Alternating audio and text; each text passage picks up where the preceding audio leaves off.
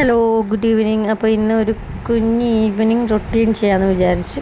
അപ്പോൾ ഇപ്പോൾ ഒരു 5:30-6 മണി സമയമായി. അപ്പോൾ എനിക്ക് ചെറിയൊരു ചുമയൊക്കെ ഉള്ള കാരണം ഞാൻ മേല് മാത്രം കഴുകി ഒരു മടി പിടിച്ച് ഇങ്ങനെ ഇരിക്കുന്ന ടൈമാണ്. അപ്പോൾ അത് കഴിഞ്ഞ് കുളിയൊക്കെ കഴിഞ്ഞ് വന്ന് പിന്നെ കുഞ്ഞിൻ്റെ കൂടെ കുറച്ച് നേരം ഇരുന്ന് അവൾ കുറച്ച് ഇങ്ങനെ ബുക്കൊക്കെ വെച്ചിട്ട് എന്തൊക്കെയോ ഇങ്ങനെ പഠിക്കാനും വായിക്കാനൊക്കെ ശ്രമിച്ചുകൊണ്ടിരിക്കുകയാണ്. അല്ല കാക്ക.